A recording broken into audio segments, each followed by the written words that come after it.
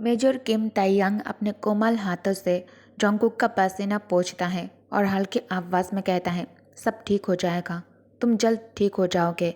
Jungkook बेचैनी से ताइयांग की तरफ देखता है। आंखों में बुखार की जलन थी। उसने मुश्किल से अपनी पलकें खोली और हल्की सी मुस्कुराहट के साथ कहता है, अंकल वंग। ताइयांग का दिल जोर से धड़कने लगता है। उसने धीरे से उसका नाम लिया, कुकी। लेकिन जोंगकुक अपने ख्यालों में खो गया था।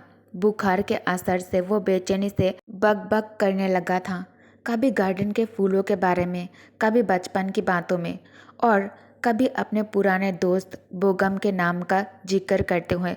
मेजर किम चुपचाप बैठा रहता है।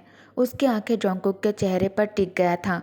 उसके चेहरे पर दर्द के बीच भी एक हल्की सी मुस्कुराहट थी, जैसे वह अपने बीते हुए खुश पल दोबारा जी रहा हो। वो धीरे धीरे फिर से बेहोश हो गया। मेजर एक गीला कपड़ा पानी से निचोड़ कर उसके माथे पर रखता है। उसके हाथ का दर्द उसके दिल के दर्द के सामने कुछ भी नहीं था। रात के वक्त जब हवा थोड़ी तेज चल रही थी, जोंगकुक फिर से अपने सपनों में कुछ नाम लेने लगता है, मॉम, डैड, अंकल वंग, बोगम। लेकिन एक भी बार उसने ताइयांग का या फिर मेजर किम ताइयांग का नाम नहीं लिया। ये देखकर मेजर के दिल में एक अजीब सा गुस्सा और दुख उभर आता है। वो समझ नहीं पा रहा था। उस लड़के के लिए वो अपनी ज़िंदगी तक दांव पर लगा चुका था और फिर भी जोंगकुक अपने दिल में उसका नाम नहीं ले पा रहा था। बाहर से मिलिट्री गाड़ी की आवाज़ आ रही थी। बारगन के फोर्स के सिपाही वहाँ रुक गए हैं। उनमें से एक ऑफिसर है पार्क जिमिन। होटल के बाहर आता है जिमिन। लंबे सफ़र के बाद जिमिन हाथ सिर के ऊपर उठाकर खुद को स्ट्रेच करता है। चारों तरफ कुछ जवान आराम से बैठकर सिगरेट पी रहे थे, हंसी मजाक कर रहे थे, आपस में बात कर रहे थे, जैसे जंग के बीच भी जिंदगी रुकती नहीं।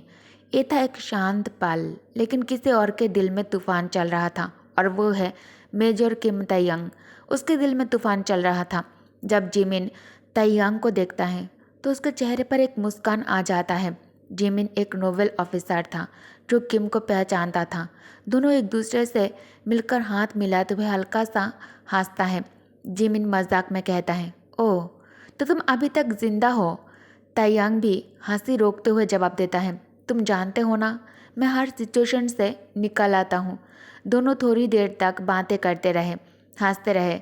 फिर होटल के पहले फ्लोर पर एक बार के पास जाकर बैठता है। बार्क आर्मी ने सियाना सिटी को कैप्चर करने के बाद थोड़ा रेस्ट लेने का ऑर्डर दिया था। बहुत दिनों के लगातार मिशन और थकान के बाद उन्हें कुछ दिन एक गरम रिसोर्ट सिटी में रिलैक्स करने का मौका मिला था। ये उनके हार्ड वर्क और सेक्रीफाइस के लिए एक रिवॉर्ड था। एम्पायर ने भी ऑफिशियली डिक्लेयर किया था कि नए साल से पहले वो बार जीतकर अपने सिपाहियों को उनके घर वापस भेजेंगे, और अब लग रहा था ये सच होने वाला है। जिमिन ग्लास में ब्रांडी डाली और पूछता है, वैसे मेजर किम ताइयांग कहाँ है? उसके दोस्त, जो अभी तक हंस रहा था, अचानक सीरियस हो गया। जिमिन हैरानी से पूछता है, क्या हुआ? कहीं उन्हें चोट तो नहीं लगी? दूसरे ऑफिसर ने धीरे से कहा, नहीं, ऐसा कुछ नहीं हुआ, मेजर ठीक है, बस यह कुछ अजीब बातें हो रही हैं। जिमिन थोड़ा क्यूरियस हो जाता है, अजीब मतलब? ऑफिसर ने हल्की सी सांस भरी और कहता है, उन्होंने एक लड़के को जो एक डिपेंडेंट था और प्रेग्नेंट भी, कैंप में ले आए हैं। जिमिन हाथ रोक लेता है। ब्रांडी का ग्लास आधा हवा में ही रह जाता है। तुम मजाक कर रहे हो ना? उसने आंखें फैलाते हुए कहा। ऑफिसर ने सर हिला दिया, नहीं, सब सच है। मेजर ने उस लड़के को खुद अपने कमरे में रखा हुआ है, रूम नंबर 308। जिमिन अब तक विश्वास नहीं कर पा रहा था। मेजर किम ताइयांग ऐसा कर सकते हैं? वो तो कभी किसी के करीब नहीं आते। दूसरे सोल्जर ने थोड़ा हंसी में कहा, खुद देख लो, तब यकीन होगा आपको। रूम 308। जिमिन चुपचाप अपनी ड्रिंक खत्म करता है और अपने लगेज के साथ बाहर से निकल जाता है। सीढ़ियाँ चढ़ते हुए उसके मन में सिर्फ एक बात चल रही थी, क्या सच में मेजर किम बदल गए हैं? जिमिन धीरे धीरे सीढ़ियाँ चढ़कर उस कॉरिडोर में पहुंच जाता है जहां वो रूम था। उसे अभी भी यकीन नहीं हो रहा था जो उसके दोस्त ने कहा था।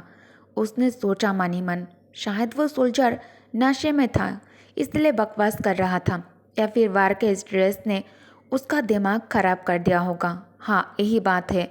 उसके लिए ये मानना मुश्किल था कि मेजर किम तयंग जैसे इंसान कोई ऐसी हरकतें कर सकते हैं, लेकिन थोड़ी ही देर में जिमिन अपनी आंखों से सब कुछ देख लेता है। वो सच था। जब वो रूम के दरवाजे के पास पहुंचा और नॉक करने जा ही रहा था तो डोर अचानक खुल जाता है। जिमिन टकराते टकराते बच जाता है एक मिलिट्री डॉक्टर से जो वहाँ से निकल रहा था। जिमिन पोलाइटली उस मिलिट्री डॉक्टर से पूछता है, मेजर किम अंदर है क्या? लेकिन उसके जवाब देने से पहले ही अंदर से एक जोर की आवाज़ सुनाई देता है, open your eyes, open your eyes please. Doctor तुरंत वापस दौड़ जाता है और जिमिन भी उसके पीछे पीछे रूम के अंदर घुस जाता है। अंदर का मंजर देखकर वो बिल्कुल सन्नाटा रह जाता है। बिल्कुल खामोश रह जाता है। उसका कजिन, वो मेजर किम तायंग, जो सबके लिए एक काम और परफेक्ट इंसान था, अब बिल्कुल बदला हुआ लग रहा था। वो एक बेड के पास खड़ा था जहाँ एक बेहोश और बहुत कमज़ोर लड़का लेटा हुआ था। उसका चेहरा उदास और पेल था और उसका सांस लेने का अंदाज बेचैनी भरा था। मेजर किम तायंग ने उसके हाथ अपने दोनों हाथों से कसकर पकड़े हुए थे और आंखों से आंसू निकालते हुए कह रहा था, प्लीज़ प्लीज़ आंखें खोलो, मैं यहाँ हूँ, प्लीज़ आंखें खोलो कुकी। उसकी आंखें लाल हो चुकी थी, चेहरे पर थकान और दर्द के निशान थे। उसका यूनिफॉर्म मेस था और उसके अंदर वो पुरानी स्ट्रिक्ट ऑरा कहीं खो गई थी। जिमिन चुपचाप खड़ा सब कुछ देख रहा था, समझ नहीं पा रहा था ये वही इंसान था जो कभी किसी को अपने करीब आने नहीं देता था। मेजर किम तायंग उस पर चीख रहा था। उसकी आंख थकान और गुस्से से लाल हो चुकी थी। उसके चेहरे पर थोड़ी और उम्र के निशान दिख रहे थे, जैसे कई दिनों से उसने आराम ना किया हो। उसकी शर्ट भी पूरी तरह सिकुड़ी हुई थी, जैसे वो पूरी रात उसी के पास जागता रहा हो। ये सब देखकर भी यकीन करना मुश्किल था जिमिन के लिए। मेजर ऐसा मत कीजिए, पेशेंट को आराम की ज़रूरत है, डॉक्टर ने कहा। जब उसने मेजर किम के हाथ पकड़कर उसे और ज़ोर से हिलाने से रोका, मेजर किम तायंग चीखा, तुम सोचते हो अगर तुम चले गए तो मैं तुम्हें जाने दूंगा? हाँ, तुम मुझे छोड़कर जाना चाहोगे तो मैं तुम्हें जाने दूंगा? तुम ये सोचते हो? मुझे कम मत समझना कुकी। उसने गुस्से और दर्द के बीच डॉक्टर को धक्का दिया और फिर से बेहोश परी जोंगकुक के हाथ पकड़ लेता है। जिमिन समझ नहीं पा रहा था क्या हो रहा है यहाँ, पर उसका शरीर खुद ब खुद हिला और उसने मेजर किम के हाथ रोके ताकि वो उसके जख्म को और ना बढ़ाए। ये सब क्या हो रहा है मेजर? जिमिन चीखता है, पर जैसे ही उसकी नज़र बिस्तर पर पड़ी वो थोड़ा पीछे हट गया। वो जोंगकुक था। मौका देखकर मेजर किम तायंग उसके पास जाता है और कहता है, अगर तुमने मुझे छोड़कर चले जाने की कोशिश की ना तो मैं भी चला जाऊंगा। तुम मुझसे बच नहीं सकते जोंगकुक, तुम मेरी हो। बेहोश जोंगकुक को पकड़े हुए वो बिल्कुल बिखर गया था और पागलों की तरह बातें कर रहा था, हरकतें कर रहा था। उसका चेहरा गुस्से और दर्द का मिला जुला रंग दिखा रहा था। जिमिन को यकीन नहीं हो रहा था। जिस आदमी को वो हमेशा एक शांत और समझदार इंसान के रूप में जानता था और देखता हुआ आया था, वो आज अपने होश खो बैठा था। अपने आंखें खोलो जोंगकुक, देखो कौन तुम्हारे सामने है, मेजर किम ने उसे हिलाते हुए कहा। लेकिन जोंगकुक अभी भी बेहोश था। उसका बेहोश रहना मेजर किम तायंग के लिए जैसे एक इनकार था, जैसे वो उससे अभी भी दूर जा रहा हो। अंकल वांग, जोंगकुक कमज़ोर आवाज़ में एक नाम लेता है। जोंगकुक के मुंह से नाम सुनकर तायंग अपने दिल में दर्द महसूस करता है। जोंगकुक के लबों पर हल्का सा मुस्कान था, जैसे वो सपने में किसी और के साथ खुश हो। मेजर किम तायंग ऊपर खिड़की की तरफ देखता है। बाहर दिन था, पर उससे कोई रोशनी नज़र नहीं आ रही थी। हर जगह अंधेरा था। उसके दिल में एक अजीब सा डर बस गया था, जैसे कोई उससे जोंगकुक को छीनने वाला है। फिर उसने धीरे से कहा, कुकी। तायंग के वॉइस अब बहुत ज़्यादा सॉफ्ट हो गया था।